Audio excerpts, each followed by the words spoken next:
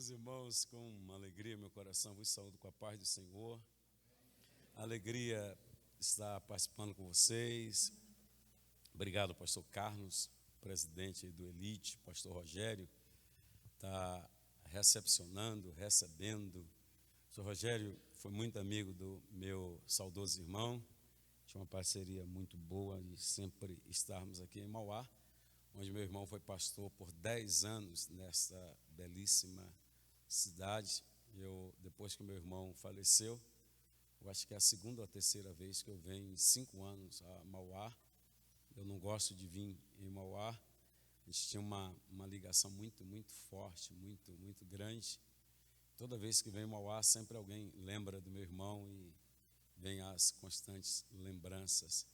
Ele faleceu com 48 anos de idade e fez um trabalho aqui 10 anos e 6 meses nessa cidade, muito extraordinário o trabalho foi feito. Eu vi o vereador irmão Ozelito, que congregou ali com ele muitos anos.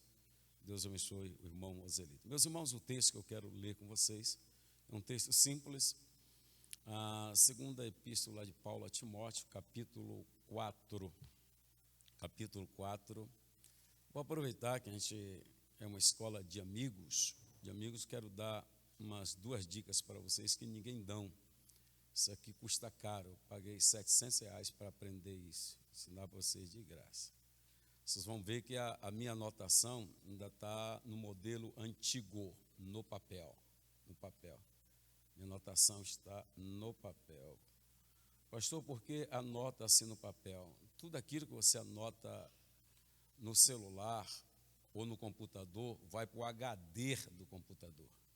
Tudo aquilo que você anota no papel vai para o seu HD. Use a anotação no celular, use a anotação no computador, mas antes faça no papel. Você vai memorizar mais fácil a mensagem. E os caras cobram 700 conto para ensinar isso. Vocês estão aprendendo de graça aí, de graça. Outro dia eu fui fazer um curso para falar. Antes de falar no plenário, como faça? Respira, solta, 50% do nervosismo foi embora. Mas 700 contos só para aprender isso. Vocês estão aprendendo de graça. Isso dá 1.400 contos. Vamos lá. Outra coisa que eu aprendi quando eu era criança, o Ozelito deve lembrar disso. Nossos pais diziam que o melhor horário para estudar, para ler, era pela manhã, que a mente estava fresquinha. A psicologia diz que tem pessoas que levam de 0 a 2 horas para acordar de manhã. Então, aquilo que você leu de manhã, dificilmente você vai lembrar. E a psicologia diz que aquilo que você lê à noite, você vai passar a noite aprendendo na sua mente. Aí a gente usava um texto bíblico, e agora vocês vão chocar, que é Provérbios 8:17. Eu amo os que me amam, os que de madrugada me buscam me acharão. A gente aplicava esse texto sempre à oração, e Salomão está falando de sabedoria. Eu amo os que amam, e os que buscam a sabedoria de madrugada acharão. E a gente sempre disse que era oração, né? A gente aprendeu assim. Vamos lá, 2 Timóteo 4:10. A minha fala é sobre o cálice amargo da depressão ministerial. 4:10, porque Demas me desamparou. Vamos lá? Porque Demas me desamparou. Vamos lá? Porque Demas me desamparou. Mais uma vez, vamos lá? Porque Demas me desamparou. Acredita-se que na Bíblia tenha 2.390 biografias, seja elas positivas, seja elas negativas. E aqui está uma biografia de um homem por nome de Demas, que tem a sua origem de Demétrio, que é governador do povo. Demas aparece no Novo Testamento por 3 vezes. A primeira no capítulo único, versículo 24 de Filemón. A segunda em Colossenses, capítulo 4, versículo 14. A terceira, a que nós lemos aqui, 2 Timóteo 4:10. Demas desamparou Paulo. Isso aqui fala-se sobre a apostasia. Essa apostasia, ela pode ser familiar, que é aquela de 1 Timóteo 5:8. Ela pode ser espiritual, que é aquela de 1 Timóteo 4:1. E a apostasia ministerial. A apostatar é abandonar a fé a fim de seguir aquilo que o mundo lhe oferece. O apóstata, ele começa a fazer comparação entre Deus e o diabo, entre céu e inferno, entre a igreja e o mundo, entre a santidade e a banalização. Mesmo assim, ele opta pelo mundo. Então, Demas, ele apostatou do ministério, abandonou o ministério.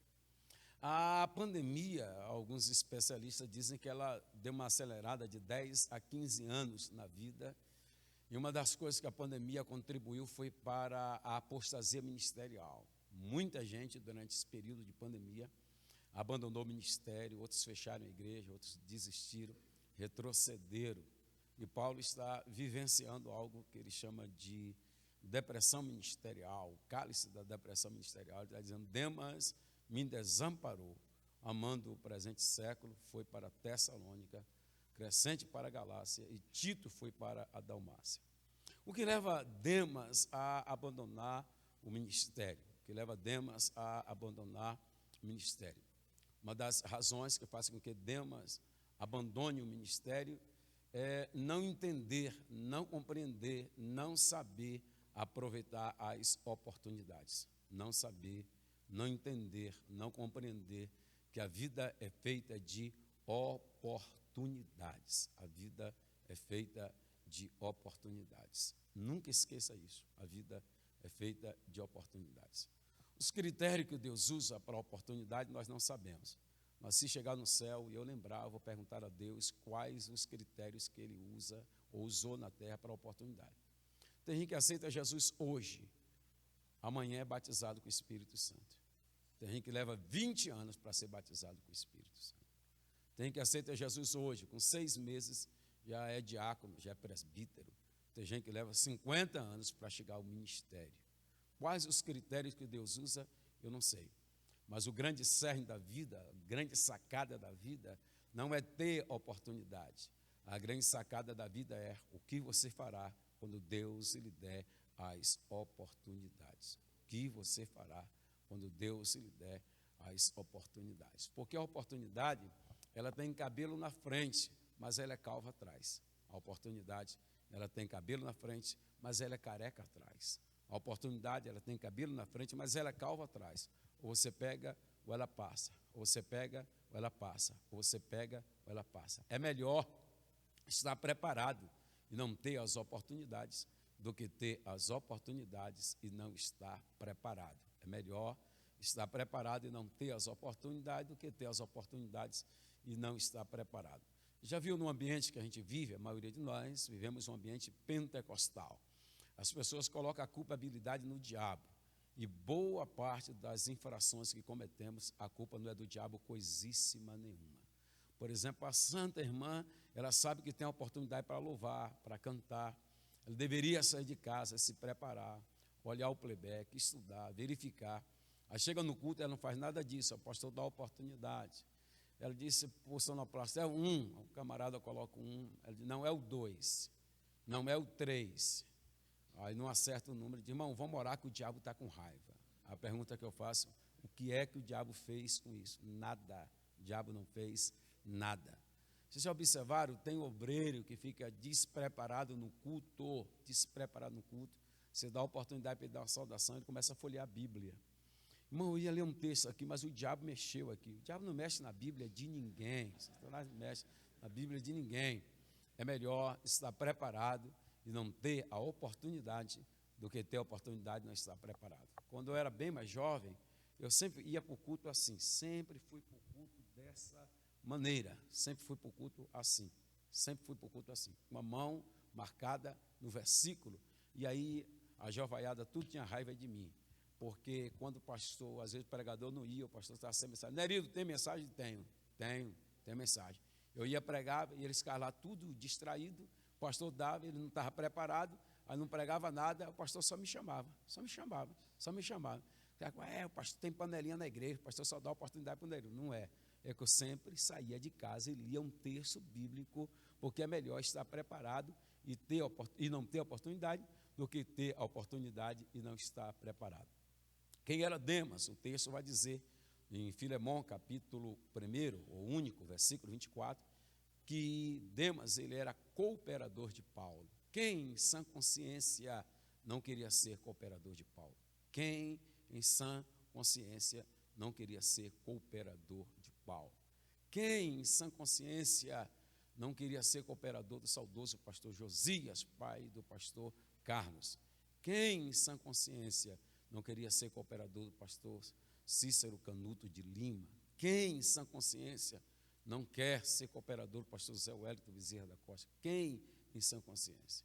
Então, Demas teve a oportunidade de ser cooperador de Paulo, mas não soube aproveitar as oportunidades. Vá para casa com pelo menos esta palavra: a vida é feita de oportunidades. Quando a oportunidade chegar para você, abrace, toma posse, segure ela, viva a oportunidade que Deus lhe deu com intensidade. Segundo lugar, o que leva Demas a abandonar o ministério, a abandonar Paulo, a questão, o contexto da época. Qual era o contexto da época? Roma tinha 14 bairros. 10 bairros de Roma pega fogo, 4 bairros fica sem incendiar. Então Nero, que estava em descrédito, diz que foram os cristãos que colocaram fogo em Roma. Daí então começa a primeira perseguição aos cristãos, são chamadas catatumbas de Roma. Então Demas abraça o ministério nesse contexto, porque tem gente que pensa que ministério é só glamour, As pessoas veem alguém pregando, ele quer pregar para viajar no avião, para estar no hotel, e ministério não é só isso. Ele vê alguém pastoreando uma igreja e ele pensa só naquele dia que o pastor recebe presentes, só no dia do aniversário. Se eu for pastor, vai ganhar muito presente no dia do meu aniversário. Ministério não é isso.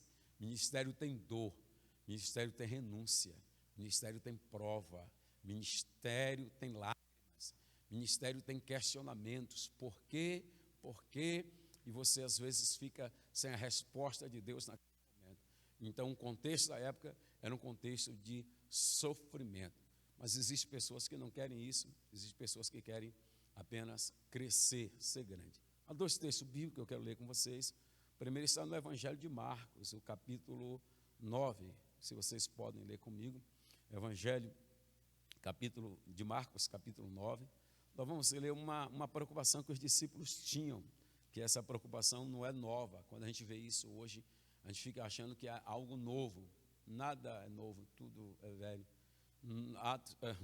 Marcos 9, 33. E chegou a Cafarnaum, e entrando em casa, perguntou-lhe: o que vocês estavam discutindo pelo caminho? Mas eles calaram-se, porque pelo caminho tinham disputado entre si quem era o quê? Eles estavam disputando entre si quem era o maior. Quem prega mais? Eu acho que eu prego mais do que você. Quem canta mais? Quem tem a melhor congregação? Quem faz o melhor evento? Jesus dá uma lição a eles, mas eles calaram-se porque pelo caminho tinha disputado de si quem era o maior. E ele, assentando, chamou e disse-lhe: se alguém quiser ser o primeiro, será o derradeiro de todos e o servo de todos. Pergunta é: eles aprenderam? Jesus dá uma lição, eles aprenderam? Vira a página, por favor. Marcos capítulo 10, vai virar aí, Marcos 10.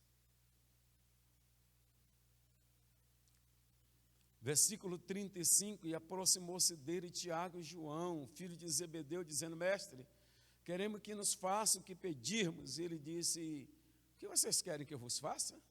E eles disseram: concede-nos que na tua glória nos assentemos um à tua direita e outro à tua esquerda. Observe o pedido de Tiago e de João. Eu quero a primeira vice-presidência e eu quero a segunda vice-presidência para o meu irmão. Eu quero somente isso, mais nada, está resolvido o problema. Jesus disse 38, não sabe o que pedes. Podeis vós beber o cálice que eu bebo? Acho que essa palavra cálice no latim é copas, que vem de preço. Jesus está dizendo: vocês podem pagar o preço que eu pago. Tiago sentenciou a sua morte. E ele disse: eu posso beber. Jesus disse: legal. Vocês podem ser batizados com o batismo que eu posso? Posso. Ele disse, em versículo 39, eles disseram: podemos, Jesus. Em verdade, vós beberei o cálice que eu beber, serem batizados com o batismo com que eu sou batizado.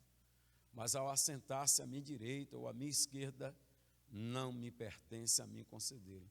Mas isso é para aqueles a quem Deus está reservado. O ministério é bom para quem deseja, para quem anela, mas é um texto que eu gosto, que é Hebreus 5,4. Ninguém toma para si essa honra, senão quem foi chamado por Deus, como foi Arão. Aquele texto de Marcos 3,13, e ele subiu ao monte e chamou para si aqueles que ele quis e vieram a ele. Ministério não é para quem quer, é para quem Deus chama. Não é para quem acha bonito, é para quem Deus chama.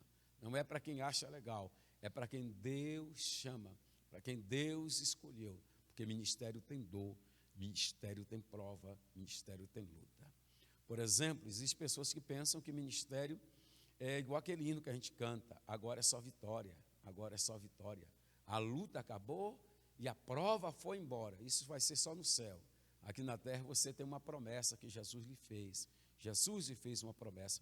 João 16:33 é uma das maiores promessas que Jesus fez aos discípulos. Tenho-vos dito isso para que em mim tenhais paz. No mundo tereis só vitória. Não foi isso que o Cristo disse? No mundo tereis o quê? No mundo tereis o quê?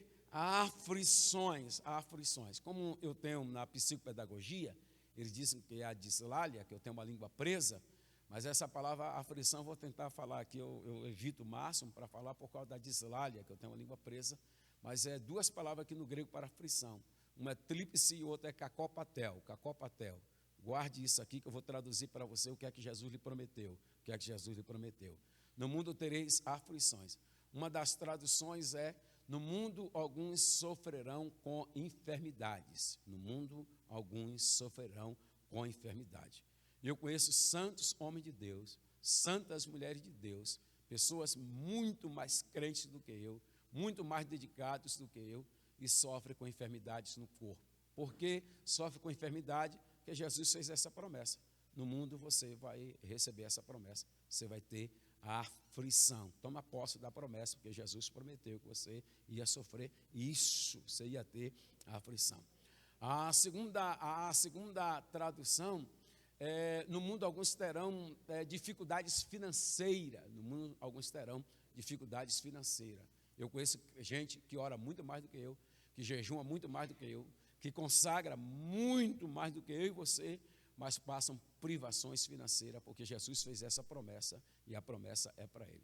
A terceira palavra para a aflição: no mundo alguns sofrerão perseguições. Perseguição.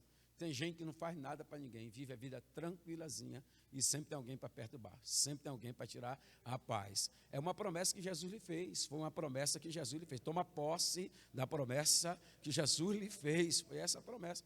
E a outra tradução, eu acho que é tríplice, é angústia que beira a morte. Quando Jesus disse: no mundo alguns terão aflições, é angústia que beira a morte. Há momento no ministério a gente pensa: agora acabou, agora eu vou morrer. Jesus disse: vai nada, fique em paz, é só uma provazinha, já já você passa por isso. Então nós precisamos entender que Demas, quando vê o sofrimento do ministério, Demas, ele desiste. Há um texto que eu quero ler com vocês, que é o Mateus capítulo 7, é um texto muito legal, muito bacana. São os 3 níveis de provações. Todo mundo passa por esses 3 níveis de provação. Vamos lá, capítulo 7, e versículo 24. Todo aquele, pois, que escuta essas minhas palavras e as pratica, eu vou comparar ele ao homem prudente que edificou a sua casa sobre a rocha. Vamos lá? Edificou a sua casa sobre a rocha. 26. E aqueles que ouvem essas minhas palavras e não as cumprem, eu vou comparar ele ao homem insensato que edificou a sua casa sobre a areia. Observe que são 3 níveis de tentação. Versículo 25, primeiro nível: desceu a chuva. Segundo, correu os rios. Terceiro, assoprou os ventos. Os rios, a chuva e o vento veio para tanto quem edificou a casa sobre a rocha, como também quem edificou a casa sobre a areia. Guarde essa frase e nunca mais esqueça. Chegará um dia que a sua base será testada. Aonde está edificada a sua casa. Haverá um dia que a sua base será testada. Onde está edificada a sua casa? Vou repetir de novo. Haverá um dia que a sua base será testada. Onde está edificada a sua casa? Sinto muito em lhe dizer, se a sua casa estiver edificada na areia, você vai ter dificuldade para continuar o ministério. Mas se a sua casa estiver edificada na rocha, pode vir chuva, pode vir rios, pode vir vento, eu não arredo o pé, eu não entrego o meu ministério, eu não desisto da minha chamada. Quem me entende, diga glória a Jesus. Terceiro, o que leva Demas a abandonar o ministério? O princípio do egoísmo. Demas pensava só nele. Demas pensava só nele. O texto vai dizer, amando o presente século. Tem gente que pensa só nele. Tem pastor que é chato demais. Tem pastor, irmão, eu não sei como é que ele pensa. Tem gente que ele faz o drible, ele sofre a falta, ele bate a falta, ele cabeceia, faz o gol e ainda sai para comemorar. Como é que as pessoas conseguem congregar com um cidadão desse? Ele começa a oração, ele canta os 3 hinos da harpa, ele dirige o culto, ele prega, ele tira a oferta, ele dá bênção apostólica. Cuidado, você vai ficar sozinho lá, vigia, você vai ficar sozinho lá. Demas pensava só nele. Deixa eu lhe falar algo. A gente usa muito uma linguagem chamada de herança e legado. O que é herança? É aquilo que eu deixo para alguém. E o que é o legado? É aquilo que eu deixo para alguém, ou eu deixo em alguém. Digo, herança é aquilo que eu deixo para alguém, e o legado é aquilo que eu deixo em alguém. E tem gente que está passando e não vai deixar um legado, vai deixar uma herança. Por exemplo, tem pessoas na igreja que ele toca, e ele é tão egoísta que ele não ensina ninguém a tocar. No dia que ele não vem na igreja, não tem músico na igreja, porque ele não ensinou ninguém a tocar. Tem gente que ele fica com a chave da igreja e ele acha que o prédio da igreja é dele e ninguém mais tem a cópia. No dia que ele não vem na igreja, não tem culto, a igreja está fechada. Já cheguei em lugar para pregar, que a igreja está fechada. Irmão, mas por que não vai ter culto? Tem, pastor, é que o irmão Zé não veio hoje, ele ficou em casa. Mas ninguém tem a chave, não. Então vai na casa dele buscar a chave. Então tem gente que não deixa um legado, tem gente que está deixando apenas uma herança. Que Deus lhe use apenas, não para deixar apenas uma herança, mas que Deus lhe use para deixar um legado, que as pessoas queiram pregar igual a você, que as pessoas queiram dirigir igual a você, que as pessoas queiram falar, ter impostação de voz igual a sua. Demas só pensava nele. Paulo disse, ele amou o presente século, era um homem egoísta, pensava só em si. Forme obreiro, faça obreiros, para quando você sair, quando você for trocado, você ter um substituto, ter alguém para assumir o seu lugar. Nós tivemos, boa parte aqui são da Assembleia de Deus, tivemos vários problemas no Brasil. Pastores morreram com 90 anos de idade e não formaram uma liderança. E quando eles morrem, a igreja divide, racha, porque todo mundo quer ser o presidente, todo mundo quer ter, e não formou, não fez obreiros, pensava só em si próprio. E Demas era este obreiro. Paulo disse, ele amou o presente século, ele simplesmente me abandonou, amando o presente século. Então Demas pensava só nele. Um outro princípio da escolha, A escolha parte de Demas de abandonar o ministério, que a gente fala de semeadura, da lei da semeadura. Ninguém é obrigado a plantar, mas aquilo que nós plantamos, nós somos obrigados a colher.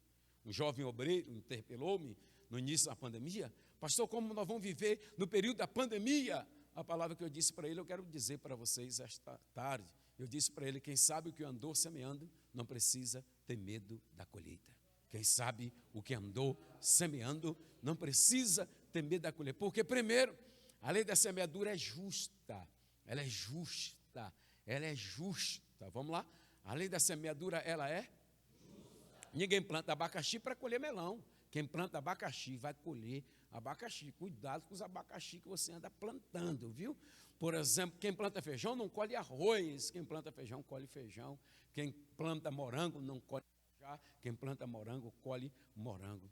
Ninguém fala comigo na igreja. Você fala com quem? Ninguém me ajuda. Você ajuda quem? Ninguém me abençoa. Você abençoa quem? Ninguém coopera comigo. Mas você coopera com quem? Ninguém ora por mim. Mas você ora por quem? Ninguém paga uma janta para mim. Você, mão de vaca, paga alguma coisa para alguém? Ninguém adora quando eu canto. Mas quando os outros cantam, você adora? Ninguém adora quando eu prego. Mas quando os outros pregam, você adora? A lei da semeadura é justa. É justa. É justa. Você que tem um ministério de oração, não te precipita em orar por qualquer causa. Precipita não. Como assim, pastor? Às vezes aquela pessoa está no processo de colheita. Está colhendo o que andou plantando. Você vai se meter em luta que não é sua e vai sobrar para você. Vigie, viu? Que a lei da semeadura, ela é justa. A lei da semeadura, ela é infalível. Infalível. Plantou, no tempo certo, colhe. Plantou, no tempo certo, colhe. O pastor Deiró de Andrade falou sobre a tamareira. Há um ditado árabe que diz que quem planta tâmara não come tâmara, porque a tâmara leva aproximadamente de 70 a 100 anos para produzir. Os cientistas judeus já conseguem produzir a tâmara dentro do laboratório em 10 anos, mas mesmo assim leva 10 anos para produzir. Mas por que tem a tâmara hoje? Porque alguém não pensou só na sua geração, alguém pensou na geração futura. As sementes que eu tenho plantado, que eu não vou colher, quem vai colher é meus filhos. A semente que eu tenho plantado, que meus filhos não vão colher, quem vão colher são os meus netos, são os meus bisnetos. Daí então a importância de semear. Gálatas 6:7, não erreis, Deus não se deixa escarnecer, de Deus ninguém zomba, tudo aquilo como semear, isto ele ceifará. Oséias 8:7, quem planta vento, colhe tormenta. Provérbios 26:27, quem faz uma cova nela cairá. Salmo 126:5, os que semeiam em lágrima vão colher com alegria. Gênesis 26:12, semeou Isaac naquela mesma terra e colheu naquele mesmo ano sem medidas, porque o Senhor o abençoava. Eclesiastes 11:6, pela manhã semeia a semente e à tarde não retire as tuas mãos, porque tu não sabe qual vai prosperar, se é esta ou se é aquela, ou se ambas igualmente serão boas. 2 Coríntios 9:6, e digo isso, o que semeia pouco, colhe pouco, mas o que semeia em abundância também ceifará. Então acredite na lei da semeadura, no princípio de escolha, no princípio. Então Demas, ele escolhe abandonar o ministério e há pessoas fazendo as escolhas. Por exemplo, você precisa escolher legalzinho o que você quer. Por exemplo, primeira escolha, a escolha profissional, isso é muito importante. O que você vai ser da vida? É inadmissível, é inaceitável um jovem pentecostal da Assembleia de Deus, um cara cheio do Espírito Santo, já fez 10 matrículas na faculdade, já fechou as 10, que ele não sabe o que é, pastor Juraci. Todo dia que eu vou ser advogado. Primeira pergunta, gosta de ler, velho? Gosta de filosofia? Gosta não. Não vai fazer advocacia, não vai fazer direito, você não vai passar, velho, você não vai gostar da matéria. Não, eu gosto, você é engenheiro, gosta de número? Não gosta, então não adianta, cara.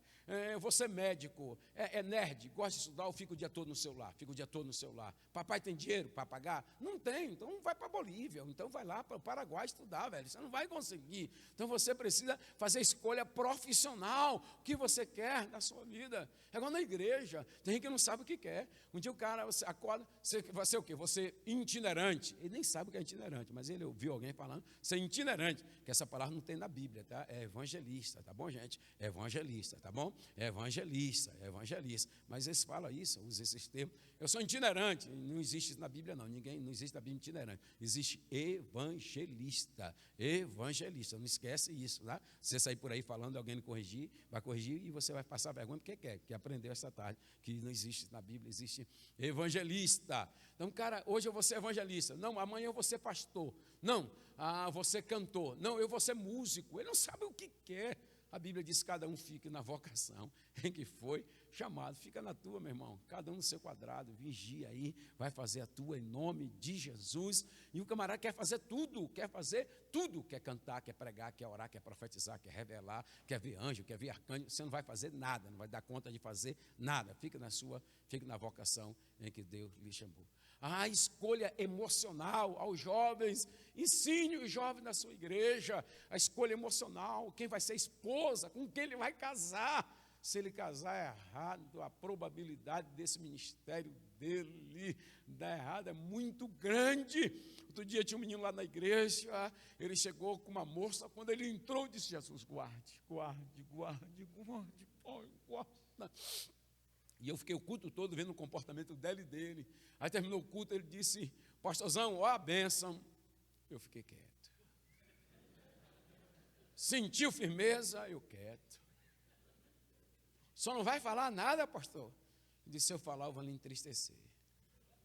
Mas ela é da igreja. Eu disse: em nenhum momento eu disse que ela é do mundo. Você que está dizendo. É você que está. Mas ela é crente. Eu disse: eu não disse nada. É você que está falando. Eu estou em silêncio. Silêncio também é resposta. Silêncio também é resposta. Aí, mas pastorzão, eu disse, 2 meses depois. 2 meses depois. Eu estava no cantinho lá, fogo caiu na igreja. A glória de Deus, bichinho murcho, irmão. Apático, inerte, parecendo aquele ice, irmão do Berg, o iceberg, geladinho, rapaz. E eu disse: ih, rapaz, a serpente já pegou. Então, a escolha emocional. Quem vai passar a vida ao seu lado? Olha aí. O que leva Demas a abandonar o ministério? Começar bem e terminar mal. Começar bem e terminar mal. E eu finalizo agora. Vamos lá? Começar bem e terminar? Começar bem e terminar mal. O ideal é começar bem e terminar bem. Começar bem e terminar bem. Mas se não deu para começar bem, não importa como você começou. O que importa é como você vai. É como você vai terminar. Se quiser anotar, eu fiz uma anotação de uma pesquisa lá dos Estados Unidos, se quiser anotar. Por que os pastores terminam mal? Por que os pastores terminam mal? Por que os pastores terminam mal? Por que os pastores terminam mal? Primeiro, porque deixam de aprender. Uma das coisas que eu tenho aprendido com o meu pastor Zé Wellington Bezerra da Costa, você pode chegar lá, qualquer culto, o pastor está com papel e a canetinha, anotando com quase 90 anos de idade. Porque os pastores terminam mal, porque eles deixam de aprender. E nem todo mundo sabe tudo. Você pode ser bom em 1, 2, 3, quem sabe 10, 20 matérias, mas sempre haverá alguém que sabe algo que você não sabe. Então, pastor, eu não sei, eu não domino. Guarda isso, vai estudar, vai pesquisar. Outro dia, eu estava assistindo uma live, aí perguntaram ao mestre: de onde surgiu a síndrome de Down? É uma área acadêmica que para a gente que é pastor não é tão simples. Aí ele disse: responda agora. Deus fez os bonequinhos. Fez um bonequinho escuro, você vai para a África. Bonequinho branco, você vai para a Europa. Bonequinho com os olhinhos puxados, você vai ser asiático. Bonequinho com o rosto igual, você vai ter a síndrome de Down. Pessoal, uau, que revelação! Eu disse: que loucura desse cara, esse cara é doido, esse cara é maluco. Então, por que os pastores terminam mal? Porque deixam de aprender. Segundo, por que os pastores terminam mal? Porque deixam de viver com convicção. São volúveis demais, muda muito. Eu sou evangelista há 34 anos. Se você ouvir minha mensagem há 34 anos depois, a minha mensagem é a mesma. Eu prego a mesma coisa, eu prego a Bíblia. Então não preciso mudar. Você não precisa mudar, você prega a Bíblia. Mas aquilo, produto da sua mente nervosa pentecostal, você vai ter que mudar para se encaixar. Por exemplo, viver com convicção. Um camarada dessa idade, já imaginou colocar uma calcinha bem apertadinha, rasgada, colocar aquele cabelo assim? Não vai ficar bacana. E tem uns obreiros, rapaz, os caras velhos na igreja assim, uma coisa ridícula, né? Feia, mas eles acham que está arrebentando, coitado, estão arrebentados. Então deixam de viver com convicção. Ok, termina mal, deixam de viver com convicção. Terceiro, deixam de fazer a sua parte, deixam de fazer a sua parte, a sua contribuição, a sua parte, a sua contribuição. Por exemplo, a gente cobra muito da igreja exemplo, mas a gente não dá o exemplo. A gente cobra muito, mas a gente não dá. Por exemplo, a igreja tem que ofertar, a igreja tem que dizimar, a igreja tem que contribuir. Aí vai tirar a oferta, a gente não contribui, a gente não oferta, mas quer que os irmãos ofertem. Então, pastor, eu não contribuo, porque eu não tenho dinheiro, pastor, para todo culto contribuir. Vou lhe ajudar, vou lhe ajudar, vou lhe ajudar. Você pode contribuir quanto por mês? R$50, pastor. Quantos cultos você vai por mês? Eu vou 10 cultos. Troca 10 de 5. Troca 10 de 5. Todo culto você leva 5 e pá, dá oferta. O pessoal está de olho em você. Você está contribuindo, você está ofertando. Então seja inteligente. Amanhã tem oração, mas você não vai na oração, velho. O povo não vai também. Tem escola dominical, mas você não vai na escola dominical. Irmão, cuidado, tem mexendo no zap, no culto. Você fica o culto todo mexendo no zap, velho. Não adianta você pregar isso. Então faça a sua parte, faça a sua contribuição, faça a sua parte, Porque, cara, a internet não é brincadeira, não. Pô, eu dessa idade, até eu dessa idade, a internet me mordeu também. Até eu dessa idade também. Eu sou tentado a fazer selfie, eu sou tentado a fazer stories toda hora.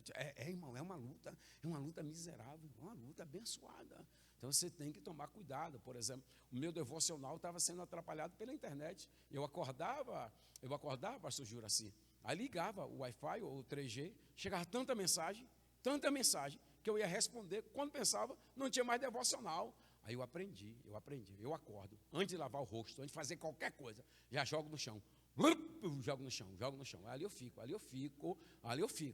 Se for 1, 2, 10, 20, meia hora, 1 hora, o tempo que for eu fico. Aí depois eu vou ligar a internet. Porque se eu ligar a internet, não volto mais, mas é tanta luta, é tanta bênção. E tem gente, irmão, que não chama a gente, fica 1 ano sem chamar a gente. Quando chama, meu irmão, Jesus nos guarde, nos proteja, nos dê o livramento. Por que os pastores terminam mal? Porque deixam de valorizar o caráter. Vamos lá? Deixam de valorizar o caráter. Eu sou pentecostal, eu gosto dos mistérios de Deus, mas a gente tem um defeito gravíssimo. A gente valoriza muito o talento, esquece de valorizar o caráter. A gente valoriza muito o talento. Pregou muito, mas congrega onde? Sei lá. É pastor de onde? Sei lá. Mas prega muito, importante. Vamos colocar em cima do altar, meu irmão, cuidado. Canta muito. Mas é pastoreado por quem? Qual igreja? Qual origem? As pessoas não sabem. Há uma fala que eu gosto de Saul, quando Davi vence Golias. Israel entra em êxtase. A primeira pergunta que Saul faz: de quem é filho esse rapaz? Quem é o pai dele? Qual a origem desse camarada? Qual a identidade desse camarada? Meu irmão, celebre o talento, mas não esqueça de celebrar o caráter. Não esqueça de celebrar quem tem temor. Não esqueça de celebrar quem tem vergonha na cara. Não esqueça de celebrar quem tem compromisso com o reino de Deus. As pessoas celebram muito o talento. Outro dia passou na mídia, uma cantora no Brasil já está no 8º casamento. 8º casamento. E o pessoal leva para cantar nas igrejas. Ela pode ser crente, pastor? Pode ser crente, pode ir para o céu, pode morar com Jesus, mas no 8º casamento não tem condição de estar cantando na igreja, né, irmão? Aí já bagunçou, aí ganhou até da mulher samaritana, né? Já é demais, né? Aí já é demais. Então a gente precisa entender que vocês terminam mal, os obreiros, porque deixam de valorizar o caráter. Celebre o talento, celebre também o caráter. Quem me entende, diga amém. Há um texto que eu gosto, que é Romanos 11, 29, diz que os dons e a vocação são sem arrependimento, é irrevogável. Deus deu e está dado. Tem gente que nunca falou línguas estranhas, tem gente que nunca pregou, tem gente que nunca sentou no púlpito, tem gente que nunca andou de terno e gravata e vai morar no céu com Jesus. Tem gente que já falou línguas, tem gente que já pregou, tem gente que já profetizou, tem gente que já rebanhou multidões e não vai morar no céu com Jesus. Porque o que leva o cristão ao céu não é o dom, o que leva o cristão ao céu é o caráter. Dom é bom, mas fruto do Espírito é bem maior. Outro dia perguntaram, pastor, a maior característica de alguém cheio do Espírito Santo é falar línguas estranhas? Eu disse, não, a primeira característica de alguém cheio do Espírito Santo é aprender a frear a língua que tem dentro da boca. Essa é a primeira característica de alguém cheia do Espírito Santo. Dom é bom, mas o que vai levar ao céu é o caráter. Quem me entende, diga um amém. Porque tem gente, irmão, não se impressione isso. Tem gente que nem o diabo sabe quem ele é. Tem gente que nem o diabo, nem Satanás sabe quem ele é. Que é isso, pastor? O primeiro sequestro relâmpago da história foi feito em Atos 19. Atos 19, 7 filhos de Seva. 7 filhos de Seva. Chegaram para o demônio e disse, conjuro-te por Cristo e por Paulo. O demônio disse, rapaz, aqui no inferno a gente sabe quem é Paulo. Cristo a gente já quer ter medo dele. E vocês, hein? O nome de vocês aqui, nem no grupo da fofoca no Zap, nunca passou por aqui. Não tem nome, não. Vai apanhar agora. Vai apanhar para aprender. Vai apanhar. Irmão, tem gente que o diabo não sabe quem ele é. Tem gente que o diabo não sabe. Ai, pastor, misericórdia. Ah, se assustou? Se assustou? Pior do que isso, tem gente que o céu não sabe quem ele é. Tem gente que o céu, Mateus 7, 21, nem todos que dizem, Senhor, Senhor, entrará no reino do céu, mas sim aqueles que fazem a vontade do meu Pai que está. Naquele dia, muitos chegarão e dirão, Senhor, em teu nome nós curamos enfermos, expulsamos os demônios, profetizamos. Então vou lhe dizer abertamente, apartai-vos de mim, vós que praticais a iniquidade, eu não conheço vocês. O nome de vocês não está escrito aqui no livro da vida, não. Está aqui não. Então tem gente que nem o céu e nem o inferno sabe quem é ele. Valorize o caráter, celebre o talento, mas valorize o caráter. Quem me entende, diga um amém, para encerrar. Porque os obreiros terminam mal, porque deixam de influenciar e passam a ser influenciados. Deixam de influenciar e passam a ser influenciados. Porque os pastores terminam mal, porque deixam de influenciar e passam a ser influenciados. Outro dia eu fui pregar na igreja, chega lá, o irmão estava com o cabelo. Eu disse, meu Jesus amado, que é isso na cabeça desse irmão? Mas ele fez um corte. E eu acho que ele queria fazer uma bandeira do Brasil aqui na cabeça. E eu acho que ele ama o Bolsonaro demais, queria fazer uma bandeira aqui. E não deu, irmão, deu errado. Mas, rapaz, ficou o negócio. Eu disse, ô varão, e aí, rapaz? Eu disse, rapaz, é meu filho, rapaz, é meu filho. Eu disse, ah, o seu filho. Aí eu lembrei. Ele deixou de influenciar para ser influenciado. Porque os pastores terminam mal, que eles deixam de influenciar para ser influenciado. Finalizando agora, acho que o pastor César acabou de chegar, e a culpa dele eu estar falando. Ele estava na musical e deram para ele mais 20 minutos para ele falar lá na musical. E ele falou mais 20 minutos. Quando saiu, o irmão tinha ganhado um prêmio, foi buscar o prêmio. No caminho, o farol roubaram o fio. Estava fechado e ele demorou. Cadê o pastor César? Assim. Porque os pastores terminam mal? Porque deixam de cultivar o seu relacionamento com Deus. Deixam de cultivar seu relacionamento com Deus. Há um texto que vocês conhecem, mas eu quero ler. Daniel 6,10. Daniel 6,10. Daniel 6,10. É um texto que a gente precisa, como pastor, colocarmos em prática na nossa vida. Daniel 6,10. Quem achou, lê para mim, por favor. Daniel 6,10. Daniel 6,10.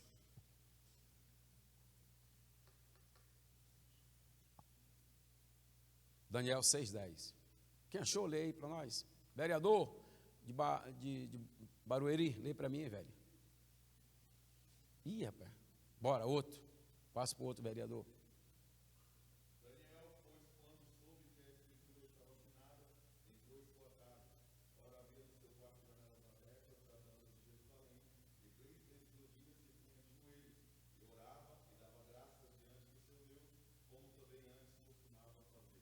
Daniel foi orar porque a escritura foi assinada? Daniel foi orar porque a escritura foi assinada? Por que Daniel foi orar? Por que Daniel foi orar? Porque ele tinha um costume de orar. Guarde essa frase, nunca mais esqueça. A internet atribui ela a Michael Murdock. Não sei se é de Michael Murdock, mas a internet atribui a ele. O hábito é maior do que o dom. O hábito é maior do que o dom. O hábito é maior do que o dom. Vamos lá? O hábito é maior do que o dom. Você precisa criar o hábito da oração. Orar não é fácil. Quem falar que é fácil orar é mentiroso, porque nunca orou. Orar é difícil. Orar é difícil. Anota essa frase e carregue ela para o resto da sua vida. Anote essa frase, carregue ela para o resto da sua vida. Ore com vontade. Ore com vontade. Ore com vontade. Ore com vontade. Vamos lá? Segundo, ore sem vontade. Ore sem vontade. Ore sem vontade. Ore sem vontade. Vamos lá? Ore sem vontade. Terceiro, ore até conseguir vontade. Ore até conseguir vontade. Ore até conseguir vontade. Ore até conseguir vontade. Vamos lá? Ore até conseguir vontade. Deu vontade de orar? Deu vontade de orar? Não tem coisa melhor do que orar com vontade. Eu já orei no vaso sanitário da empresa.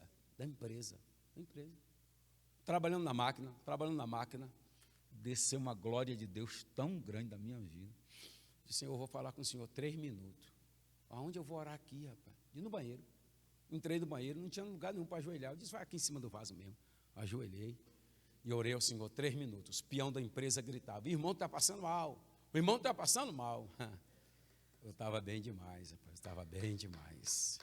Deu vontade de orar? Ore. Deu vontade de orar? Ore. Deu vontade de orar? Ore. Deu vontade de orar? Ore.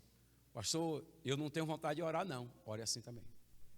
O Cristo disse: orai e vigiai, para que não entreis em tentação. Mesmo sem vontade de ore. Ai, pastor, eu acordei hoje sem vontade de orar. É esse dia que você precisa orar. É esse dia que você precisa orar. Pastor, eu acordei com vontade de chutar tudo para o alto. É esse dia que você precisa orar. Vou ensinar como você faz. Conhece o irmão de oração? Conhece a irmã de oração? Vai bater na casa dele. Vai bater na casa dela lá.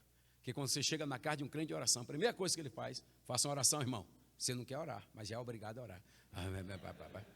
Senta na mesa para comer, porque sempre tem um cafezinho. Irmão, dá graça. Já outra oração. Você já vai assim. Vai. Então, procure alguém. Selecione melhor os seus amigos. Selecione as suas amizades. É aquela mensagem que eu preguei: o homem de 10 pernas. O homem de 10 pernas. O homem de 10 pernas, que era o paralítico de Cafarnaum. Ele tinha 2 pernas, fez amizade com 4 amigos. Cada amigo tinha 4, 4 vezes 2, 8. Mas as 2 dele, 10. Selecionou as suas amizades e aí ele foi curado por causa dos seus amigos. Então, selecione as suas amizades. Terceiro, ore até conseguir vontade. Ore até conseguir vontade. Porque orar é igual coçar. Orar é igual. Difícil é começar. Difícil é começar. Mas você começa. Né? Quem aqui já teve experiência de dizer assim: vou orar 2 minutos, 5, 10, dobrou o joelho, o céu abriu, você passou do tempo estimado? Quem já teve experiência? Porque orar é igual coçar. Orar é igual coçar. Difícil é começar. Mas você começou, o céu abriu, meu irmão. Cultive os seus hábitos. Não deixe de cultivar o hábito da oração. Perguntaram a um homem que orava: o senhor ora muito? Ele diz: não sei se eu oro muito, mas eu não fico muito sem orar. Eu não fico muito sem orar. 2 frases sobre a oração e eu encerro agora. O poder não está em quem ora. O poder está em quem ouve. O poder não está em quem ora. O poder está em quem ouve. Todo mundo gosta de Ana na igreja porque Ana orou e Deus a ouviu. Eu gosto de Samuel, porque Samuel ouviu a voz de Deus. Ore, não até Deus te ouvir, porque Ele sempre vai lhe ouvir. Ore até você ouvir a voz de Deus. Ore, não até Deus lhe ouvir. Ore até você ouvir a voz de Deus. Quem ouve a voz de Deus não toma decisões precipitadas. Quem ouve a voz de Deus não se machuca. Quem ouve a voz de Deus tem direção para o seu ministério. Quem ouve a voz de Deus toma as decisões certas, no tempo certo, na hora certa. Eu ouvi no almoço o pastor Carlos contando um testemunho de um capotamento.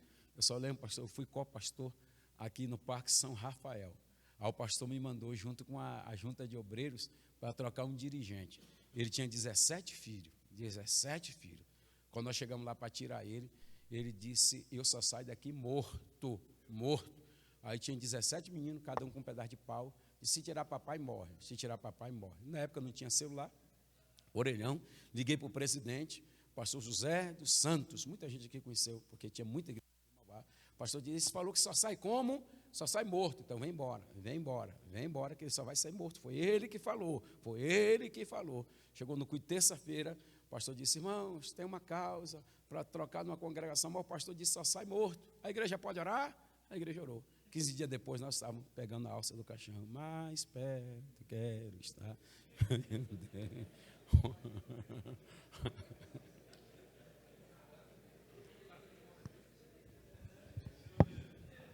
que o senhor botou lá no carro? Conta essa do carro, que eles vão dizer que eu inventei. Eles vão dizer que eu não ouvi.